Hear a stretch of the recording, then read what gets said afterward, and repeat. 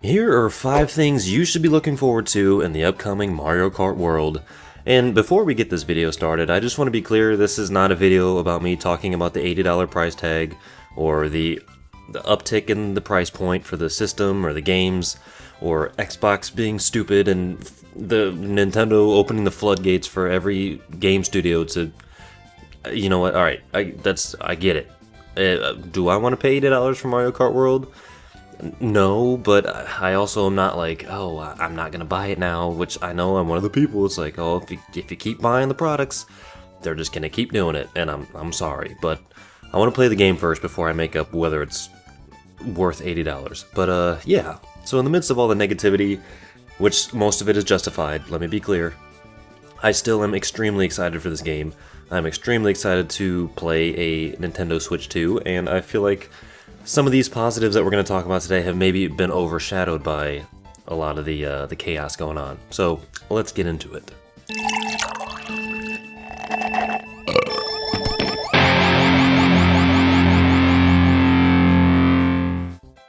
Coming in at number 5, the visuals. Now, whether you're angry about the $80 price point or not, you can't deny that this is the best that Mario Kart has ever looked by a long shot. I mean, it looks beautiful. Like, I don't know what else to tell you. And it's not just the high resolution and the high frame rate, which, yes, does make it look absolutely stunning, but it's also the character, like, there's so much character in the character, if that makes sense. Like, the way the characters move, the tire animations, the character animations, the facial expressions, even down to like the background audiences are now 3D rendered rather than being 2D rendered, and it looks amazing. I mean, I really just can't get over how good it looks. It's just so colorful, and it looks so alive. And I know that a big thing that people have been saying is some of the tracks don't look as compact, and maybe that might contribute to less chaos, which Mario Kart is known for. That's what makes Mario Kart fun, but I really don't think that is the case. As far as I'm aware, we've only seen up to, I believe, 100cc footage. I don't think anybody has gone, or they've allowed anybody to play anything higher than that, and that alone, upping the speed and the cc's, creates a ton of chaos. But and just the open world nature, obviously there's going to be some more open areas. I mean, you can't have every single area be extremely compact, or else you're just that's just impossible. So but yeah, the backgrounds, and Mario Kart has always been a good looking game. Just Nintendo has been a genius with art design, because yeah, they have never had the most powerful hardware, but their game design and their art direction always lends itself to be very well able to hold up with time. I mean, just look at Wind Waker. The original Wind Waker for GameCube still looks great. Like, and that game's how many years? I don't even want to think, like almost 20 years or something like that. 20, might be more than 20 years old. So, yeah, that's insane. But just, it looks phenomenal. And even just the little details in this, like the HUD. I like the round aesthetic they're going with the numbers and the fonts and the item boxes, and then just the little, every time you switch places, and it just all the little tiny animations just look so clean and so smooth. I like how the little letters are colorful, and they have like a little shimmery thing going on with them, and they change color depending on what place you're in, and it just little things like that make this game, it sets it apart from all the other Mario Kart games. I really didn't know how you could make Mario Kart more fun. This game looks phenomenal. I mean, it just looks amazing. So yeah, I know I'm saying the same thing over and over again, but it really does look phenomenal. And like I said about the frame rate and the high resolution, we've never seen a 4K 60 frames per second Mario Kart, and this game lends itself to those specs, because good lord, it looks...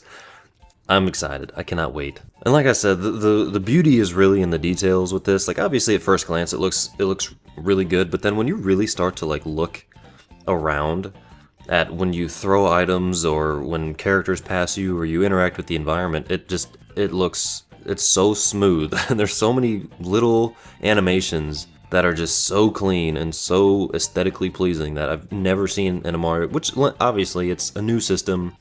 It should look better, it should look good, that should be the standard, but it not only looks better, it looks just full of character and life. And in my opinion, they went above and beyond with how this game looks. So yeah, it looks beautiful.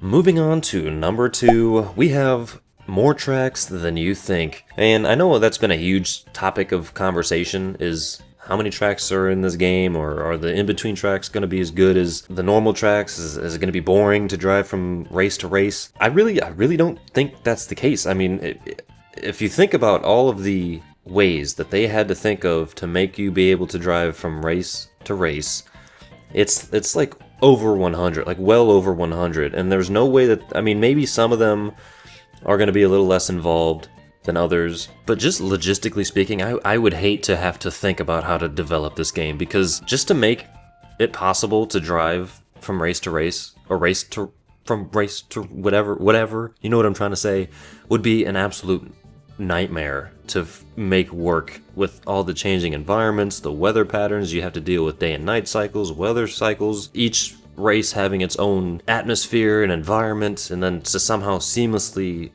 make you be able to drive from one to another. It just sounds horrible to think. And I feel for Nintendo developers sometimes, because with like Tears of the Kingdom having to make those mechanics work, with this game having to make it, like, they work, like, they make some really revolutionary things. Whatever you think about Nintendo, they have some ideas. So that alone is insane. And even just a lot of things that you wouldn't really normally think about, like in past Mario Kart games, they wouldn't have to worry about fully animating the backsides of tracks or anywhere that you're not going to see you while you're racing, because there's just no reason to.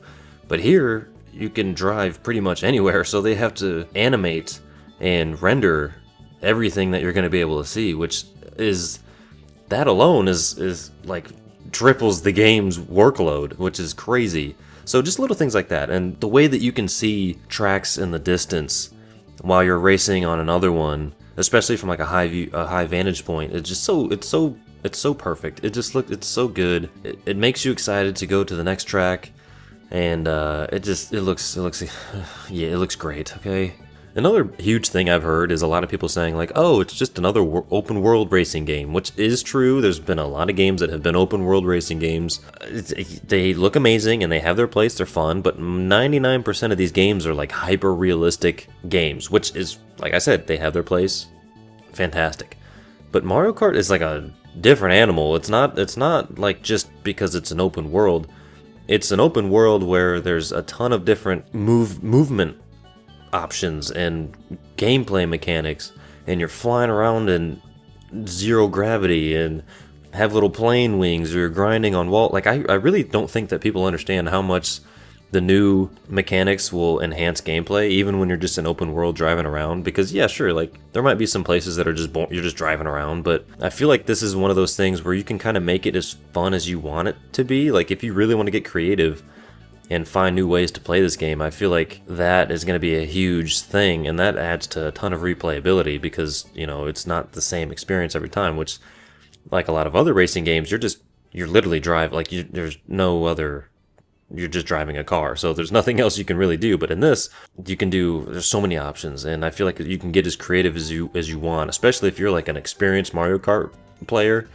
You're really going to get creative and figure out new ways to win and get ahead in the game, and I think that's going to be extremely exciting. And even the in-between tracks and footage we've seen, there is a lot of like throwback tracks to older Mario Kart tracks, just in between, and whether they're designated like fully realized versions of those, or if they're just more of like a kind of an Easter egg or callback.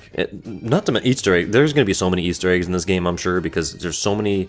They have to fill this world with something, and there's no way that they're not, and it's going to be really fun to drive around and see what you can find. But yeah, there's going to be a lot of tracks in this game, and I really don't think you need to worry about running out of content or it not being worth your time. Number 3, we're going to talk about a potential story mode or side quests, mini games, and Easter eggs like we brought up just a second ago. Now, there's no confirmed story mode in this game. I really hope there is. Now, whether Nintendo is just hiding that or there isn't a story mode, I'm just gonna put this in here because of the potential of a story mode. It wouldn't even have to be a super in-depth story. Like, it doesn't have to be anything like that. It just should be something that engages us in the open world and the free roam mode, so we're not just aimlessly wandering around. A prime example would be Diddy Kong Racing. I mean, Diddy Kong Racing did this way back in 1990, whenever that game came out. That was nothing super crazy. It wasn't in depth, but it made it fun and made you want to progress in the game even when you weren't racing. So something as simple as just a trophy system to lead to a certain goal, or just something. There has to be a reason to driving around, more than just exploration. There has to be something that is rewarding, and hopefully it's not just like little random things that just don't matter. It should be able to, it should pay off, and it could be like hidden tracks or hidden mini games. Like I said, there's so much opportunity for mini games. If there's no mini games, which we know that there is at least a couple because we saw the blue buttons thing, and there's mystery boxes, or there's question mark boxes around the map, but I really hope that there's more than that, because there's so much room and so much like potential for some really good mini games. That is a huge thing. That's also been a thing that I've heard people kind of worry about, is a seemingly kind of empty overworld, like no reason, like they just did it because, oh, it's an open world and now you can drive around, so here you go. That's the thing. That's why you're here, right? And no, not necessarily. Like, there still has to be a reason to do it, and yeah, sometimes it's just nice to drive around, but that gets boring after a while, so there has to be a thing to keep our attention, and we don't know how in-depth these games are going to go, or these mini games, because they're not going to show us all of them. Nintendo likes to hide things, and I really think that there's more to this game than what they're showing, which they should have shown more at the Mario Kart Direct. That was one of the most disappointing directs I think I've ever seen, because they hyped it up to be this huge revolutionary direct, and we're gonna see all these secrets and crazy things and why this game is worth $80, and we put all, and they were just, it was like an extended trailer that they already showed, and it was like, people were already kind of uptight about the price, and that was your chance to kind of be like, no, this is why. And in my opinion, they fumbled the bag, but I still don't think that there's nothing left. Like, I really think there is things that we haven't seen. Still doesn't mean it's worth $80. I don't know. We're not even gonna go there, but be excited for that, because it's definitely gonna happen. And kind of going back to like the Diddy Kong Racing thing, I would really love if they would make races that weren't with other players. Like, if you know what I'm saying. Like, in Diddy Kong Racing, they had multiple like boss races at the end of each cup. The one that sticks out to me the most, or that I remember the most, because I would literally want to break my controller in half when I was 7, is the Triceratops race up that mountain. I would love if they had overworld bosses that you could kind of encounter, and they have their own little like little tracks, and you can race them that way. I mean, that alone would be amazing.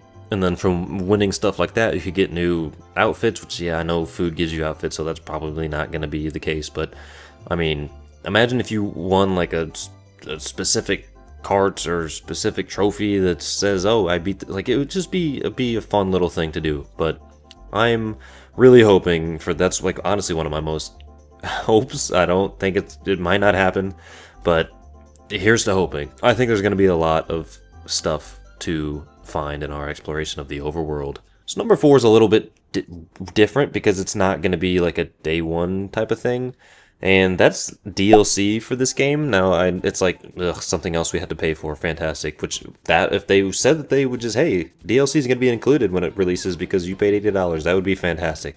It's not going to happen, but that would be nice. The reason I'm putting it in this list is because it's kind of going to be different than any other Mario Kart DLC has been, because in older Mario Kart games, the DLC tracks, they were just in a new cup, and it was never open world, so you just went in the main menu and clicked the new cup or whatever. But in this game, all the tracks are connected, so I'm really curious how the DLC is going to work, because are they just going to make a new island? Because, I mean, they could add it into the normal island, but I feel like that would be I don't know, maybe my non-developer brain is just overthinking that, but I feel like that would be hard to do rather than just making a new kind of area you can go to, and then and even if they made you be able to drive to it, I mean, maybe it was its own island, you drove your little cart over the water and boom, you're at this new island, which would be really cool if they made it kind of integrated in that way, which kind of negates the issue of having to include it in the already laid out world, but also making it an integrated part of the world. But I'm really excited to see what tracks they would put in here, what in a DLC, and if they made, because there's so many old tracks I would love to see that look this good, like a remaster almost of old tracks, because like I said, this game looks so good. I'm excited to see any new content that they would put in here. So yeah, I'm really excited to see what the DLC is going to bring. Hopefully it doesn't disappoint. Hopefully it's not like, oh, here's 2 tracks and whatever. But I think it's going to be really interesting to see how they make that work. So last but not least, coming in at number 5 is gonna have to be interactive environments, which kind of sounds like a weird thing to put on a top 5 list because it doesn't seem like that big of a deal, and it might not be, but hear me out for a second because I feel like it does have bigger implications on gameplay than a lot of people think. For example, like the way that water works in Mario Kart World is something that we've never seen in a Mario Kart game. Like in old games, you came across water and you went under the water and oh, it's buoyant, so you go off a jump and you float and it's cool, but it was all kind of the same. Like you knew what you were getting when you went underwater. But in this game, it's not only does it look amazing, like the water animation, like in Wario's shipyard, looks phenomenal. And the water itself is an obstacle because like the waves and whatever else is in the water, I'm sure there's going to be creatures or something that is going to mess you up. Not only that, but the items themselves interact with the environment and the water. For example, the way that the blue shells work, if you get hit in the water, it creates a giant tidal wave, and then that affects everybody behind you. So not only are you getting screwed, it kind of almost helps you because it screws everybody behind you, or it helps you because maybe you can jump the tidal wave and use a little boost on the jump, and then now you're even more ahead. So who knows the extent of how interactable the environment is, and that's just the water. Who knows what other areas are gonna be able to do. Like imagine shooting a shell into a wall or something, or a barrier, and the barrier falls and makes an obstacle. I don't know if that's a little much, but anything's possible. It's gonna be a big world. So I'm just super excited to see what they do with the environment in this game, and that's something like I said, we've never seen in a Mario Kart game before. And that adds to just an insane amount of replayability, because Mario Kart's already replayable. Like, it's an insanely replayable game. But when you add in the open world and the environments and the tracks and the way to get to the tracks, I mean, you don't even really have to do the races. Like, you could just drive around with your buddies in the open world and be like, okay, this is our course, this is where we're gonna go, and here we are. But that's been 5 things that I'm personally looking forward to in Mario Kart World. And I just wanted to make kind of a positive video, because there's been a lot of noise around the whole pricing thing, and game companies upping the prices, and Nintendo kind of opening the floodgates for other companies to do the same thing, like Xbox just recently, which that blows my mind, because they just dug their own grave. Because if you haven't already bought an Xbox, I don't see you buying one anytime soon, especially now that the prices are worse. So I don't know if this was just like a last-ditch effort by Microsoft, because they were just like, well, we're not selling things really anyways, so we might as well just up the prices, and our hardcore fans will hopefully come clutch and buy some of our stuff, and we can suckle some money out of them. But it's beyond me. I don't know. But I'm not a businessman. Maybe my puny little brain just can't comprehend that power move of a business decision. But that's besides the point. But this has been 5 things that I'm excited for, and you should be as well. But what do you think? Are you excited for this game? And what is the most exciting part for you when it comes to what this game is going to bring to the table? It's been Milky, and until next time, I'll see you here on the Milky Donut.